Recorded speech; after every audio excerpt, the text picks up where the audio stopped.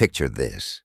It's early 1946, somewhere in the British occupation zone of Germany.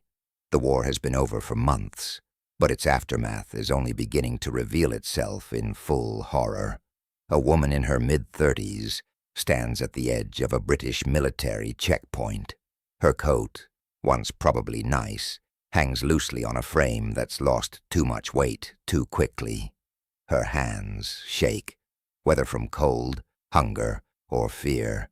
It's impossible to say. Probably all three. She's watching the British soldiers, trying to work up the courage to approach them. This woman's name is Margaret, though her story could belong to millions of German women in those brutal post-war months. She has 2 children waiting in what's left of their apartment. The building took damage in a bombing raid 2 years ago, and half of it is just gone. Collapsed into rubble that no one has the resources to clear. The family lives in 2 rooms on the 2nd floor, and they're lucky to have that much. The windows are broken, covered with whatever they could find. Cardboard, pieces of wood, cloth. It doesn't keep the cold out, but it's something. Her husband hasn't come home. He was conscripted in 1943, sent to the Eastern Front. The last letter came in January 1945, and then nothing. She doesn't know if he's dead, if he's a prisoner somewhere in Russia, if he's trying to walk home from thousands of miles away, or if he simply decided not to return to a country that's been bombed into dust. She stopped letting herself hope months ago because hope hurts too much when you're this hungry. The children are 6 and 9. The older one, Klaus, tries to act like the man of the house now. But he's just a child who's known nothing but war for most of his life. The younger one, Anna, doesn't complain anymore, which frightens Margaret more than crying ever did. When children stop complaining about being hungry, it means they're too hungry to waste energy on complaints. The rations are impossible to live on.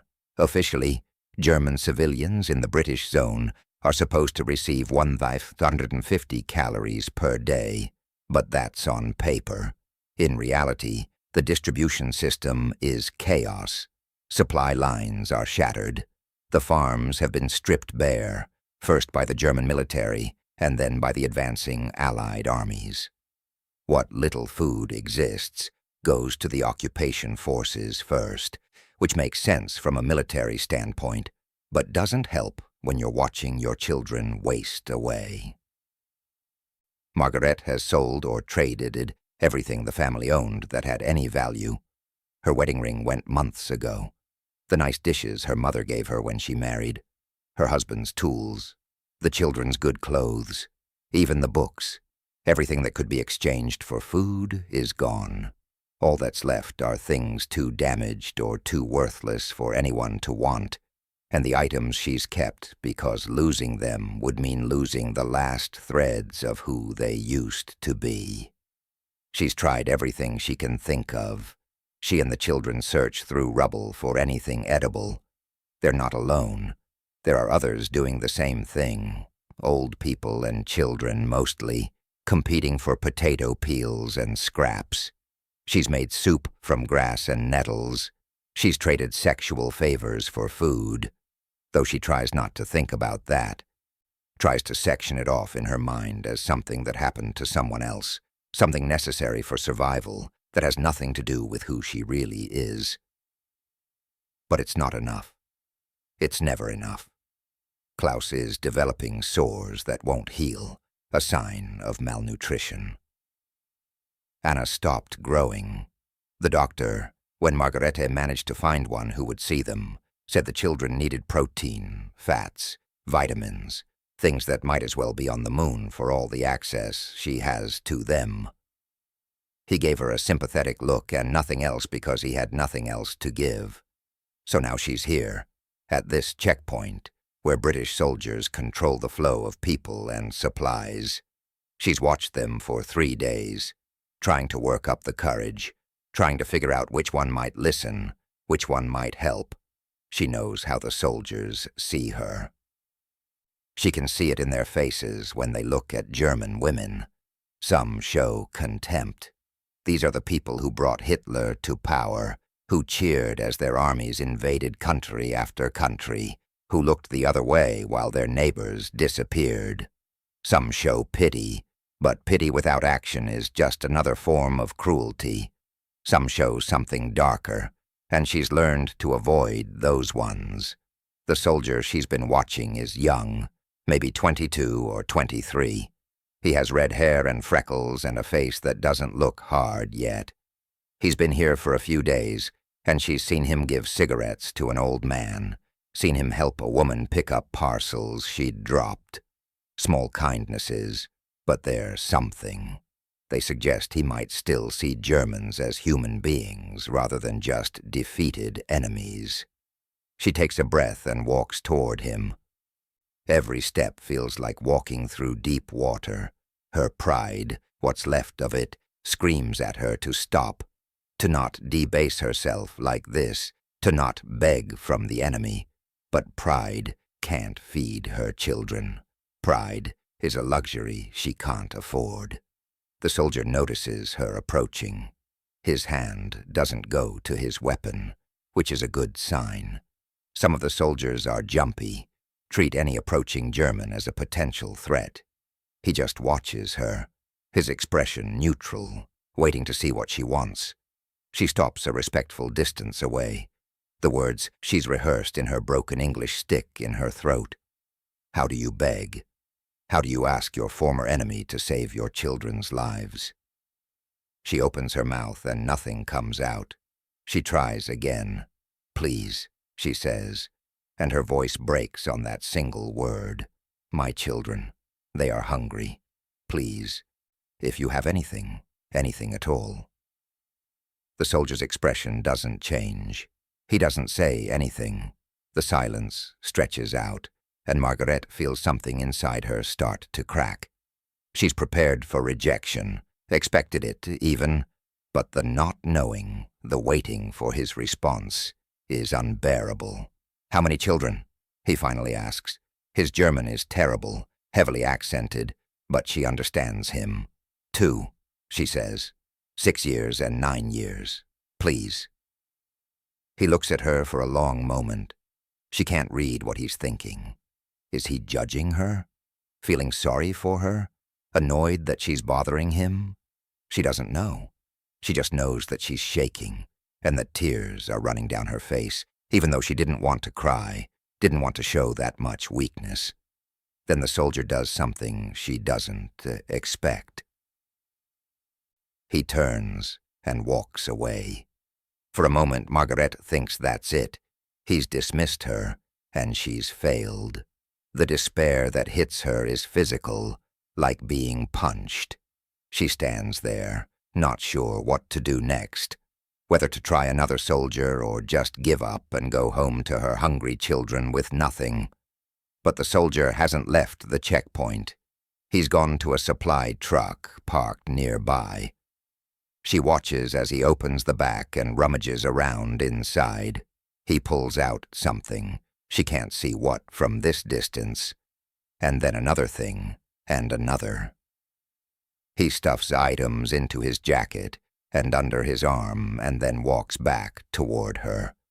When he reaches her, he looks around quickly, checking if his superiors are watching. Then he pulls items out and hands them to her quickly, quietly.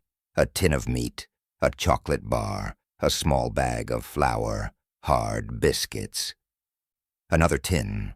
She can't read the label, but it doesn't matter what it is. And then, almost as an afterthought, a pack of cigarettes, which she can trade for other things they need. Hide them, he says quietly in his broken German. Fast. Margarete stuffs the items inside her coat, her hands shaking so badly she almost drops the chocolate. She looks up at him, trying to find words for what she's feeling, but there aren't words big enough. Thank you seems insultingly inadequate for someone who's just quite possibly saved her children's lives, but it's all she has. Thank you, she whispers. Thank you. God bless you. Thank you. He nods once, his face still showing very little emotion, and then turns back to his post as if nothing happened. Margaret stands there for just a second longer, clutching the food hidden in her coat. And then she turns and walks away as quickly as she can without running, because running would attract attention, and attention is the last thing she needs right now. She makes it 2 blocks before she has to stop and lean against a ruined wall because she's crying too hard to see where she's going. Relief and gratitude and shame all hit her at once, and she can't hold it back anymore. She stands there and sobs, clutching the food to her chest, like it's the most precious thing in the world, which right now it absolutely is. When she gets home, the children look up from where they're huddled under a blanket. Their faces light up when they see her expression, when they realize she's brought something. She pulls out the items and spreads them on the table, their broken table that wobbles because one leg is shorter than the others. And for the first time in months, there's actual hope in the room. She opens the tin of meat right away. They need protein immediately. She divides it between the 3 of them, giving the children larger portions. It's some kind of beef, and it's the most delicious thing any of them have tasted in a year. Klaus eats slowly, trying to make it last. Anna eats faster, like she's afraid it will disappear. Margaret eats her portion mechanically, her mind still processing what just happened. That British soldier didn't have to help her. He could have turned her away. He could have reported her for approaching the checkpoint. He could have ignored her completely. Instead, he gave her what might have been his own rations or supplies meant for British personnel, and he did it knowing he could get in serious trouble if caught. Why did he do it? Margaret will never know for certain. Maybe he has a family back home and imagined them in her situation. Maybe he's just a decent person who couldn't ignore suffering when it was right in front of him. Maybe he'd seen too much death and destruction and was tired of being part of a system that seemed designed to create more suffering. Maybe it was a combination of all these things. What she doesn't know, what she can't know, sitting in her damaged apartment feeding her children, is that this wasn't an isolated incident. These small acts of human kindness happened thousands of times across occupied Germany in those immediate post-war months. And they happened in spite of orders, in spite of official policy, in spite of the very understandable anger and hatred that Allied soldiers felt toward Germany. The official policy from the Allied authorities was non-fraternization. Soldiers were not supposed to have friendly contact with Germans. They were the enemy, the people who had started this catastrophic war, who had committed unspeakable atrocities, who had brought Europe to ruin. Making friends with Germans, helping Germans, showing Germans kindness. All of this was discouraged or outright forbidden depending on the specific regulations at any given time. The logic made sense from a military and political standpoint. The war had just ended. The full horror of the concentration camps had just been revealed. Allied soldiers had liberated places like Bergen-Belsen and Dachau and seen things that would haunt them for the rest of their lives. The anger was real and justified. The desire to see Germans suffer for what they'd done was understandable, even if it wasn't right to punish civilians, especially children, for the crimes of the Nazi regime. But humans are complicated. Soldiers are complicated. You can't look at starving children and not feel something, unless war has completely destroyed your humanity. And most soldiers, even after everything they'd been through, hadn't reached that point. They could simultaneously hate what Germany had done and feel compassion for individual Germans suffering in front of them. So they broke the rules. They shared rations. They looked the other way when German civilians scavenged from military garbage. They gave chocolate to children. They helped old people carry heavy loads. These weren't grand gestures or organized relief efforts. Those would come later. These were small, individual acts of decency performed by young men who had been raised to believe in certain values and couldn't completely suppress those values even when official policy said they should. And it mattered. God, it mattered so much. For people like Margaret and her children, these small kindnesses were the difference between life and death. The official rations weren't enough to survive on. The black market was too expensive for people who had nothing left to trade. Without these unofficial acts of charity from soldiers who were willing to bend or break the rules, many more Germans would have died in that first post-war winter. But there was also tremendous risk for the soldiers. Getting caught sharing supplies with Germans could mean disciplinary action, loss of rank, even court-martial depending on the circumstances and the commanding officer. Some COs were strict about non-fraternization policies. Others quietly looked the other way as long as soldiers were discreet. It varied enormously depending on where you were and who was in charge. The soldier who helped Margaret knew this. That's why he looked around before giving her the food. That's why he told her to hide it quickly. He was taking a real risk to help a woman and children he didn't know, who belonged to a nation his country had just been at war with. That takes courage.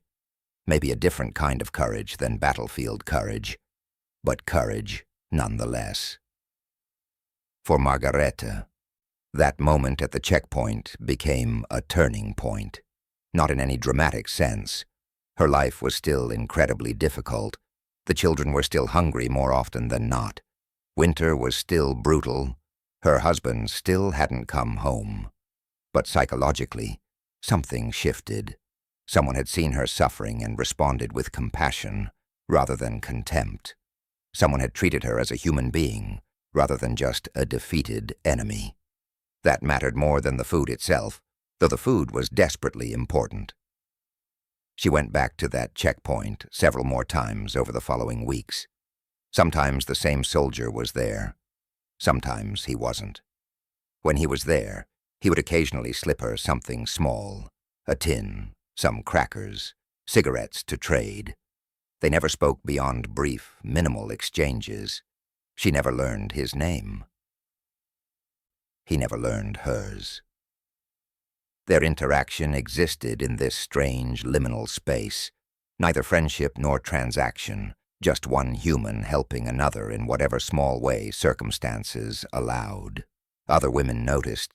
Word spread quietly among the displaced and desperate. That checkpoint, that time of day, that particular soldier with red hair. Others tried their luck. Some were helped, some weren't. It depended on what supplies were available, whether superiors were watching, the soldier's mood and energy and capacity for risk that particular day. This created complicated dynamics. Some women resented that help was so arbitrary, that survival might depend on whether you approached the right soldier on the right day. Some felt the humiliation of having to beg was unbearable, even when the alternative was watching their children starve. Some felt that accepting help from the occupiers was a form of collaboration, a betrayal of Germany even though Germany had betrayed them first. These were impossible situations with no good choices, only varying degrees of bad ones. Margaret didn't have the luxury of philosophical considerations about the ethics of accepting help from former enemies. Her children needed to eat. That was the beginning and end of her moral calculus. She was grateful to the British soldier, more grateful than she could express, and she didn't waste time wondering if she should feel guilty about that gratitude. As weeks turned into months, the situation gradually improved. Not quickly, not dramatically, but incrementally. The Allies got better at organizing supply distribution. International relief organizations started operating more effectively. The Marshall Plan wouldn't begin until 1948, but preliminary reconstruction efforts were underway. Currency reform helped stabilize the economy somewhat.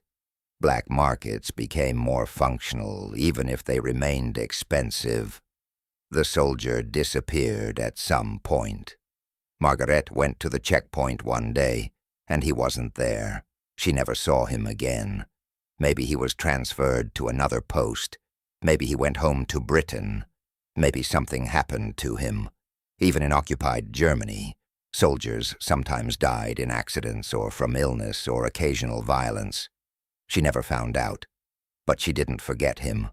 Decades later, when she told her grandchildren about the post-war years, and she only told them when they were old enough to understand, when enough time had passed that the memories weren't quite so raw, she talked about that soldier. She didn't know his name. She couldn't describe his face with any real precision after so many years. But she remembered what he did, and she told her grandchildren that one act of kindness from a stranger had taught her something important about humanity. Her son, Klaus, survived. The protein and nutrients from those few tins the soldier provided helped him through a critical period. He went on to become a teacher. Her daughter Anna survived too, married, had children of her own.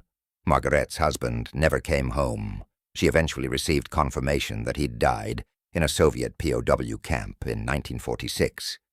But she remarried years later to a kind man who had also lost his first spouse in the war. Germany rebuilt. The ruins were cleared, the buildings reconstructed. The economy recovered so successfully that people started talking about an economic miracle. The generation that had lived through the worst of the post-war years mostly didn't talk about it much. It was too painful, too complicated, too bound up with shame and guilt and trauma. Better to focus on the future, on building something better, on making sure nothing like that could ever happen again. But those individual moments of kindness during the darkest times weren't forgotten, even if they weren't discussed. They became part of the complicated emotional landscape of post-war Germany's relationship with its former enemies. Yes, the Allies were occupiers. Yes, there was resentment about that. Yes, the division of Germany, and particularly the Berlin Wall, created new tragedies. But there was also memory of British and American soldiers who had helped when they didn't have to, who had seen suffering and responded with compassion. The soldier himself, whoever he was, probably never knew what his small act of kindness meant. He gave away some tins of food at risk to himself, and then life moved on.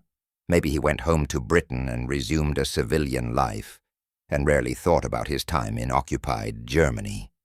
Maybe he had nightmares about the war for the rest of his life. Maybe he told his own children and grandchildren about the desperate German woman at the checkpoint, or maybe he never mentioned it to anyone. But he made a choice in that moment. He could have turned away. He could have followed orders and regulations strictly. He could have let the suffering of German civilians be their problem, not his. Instead, he took supplies that weren't his to give and gave them to someone who needed them desperately, and in doing so, he saved lives and restored a small measure of human dignity in circumstances designed to strip it away. These stories matter because they complicate our understanding of war and its aftermath. It would be simpler if everything were clear-cut, if the Allies were purely virtuous and Germans purely villains, or vice versa. But reality is messy. The German regime committed unspeakable crimes. German civilians also suffered terribly. Allied policy toward defeated Germany was sometimes harsh to the point of cruelty. Allied soldiers also performed countless individual acts of kindness. All of these things can be true simultaneously. The history of post-war Germany is usually told through the big events: the Nuremberg trials, the Berlin airlift, the Marshall Plan, the division of the country. These are important, but they're not the whole story. The whole story, also includes millions of small moments, like the one at that checkpoint, moments where individuals made choices that affected other individuals' lives, moments where humanity persisted despite everything designed to suppress it. That British soldier didn't end the suffering of post-war Germany.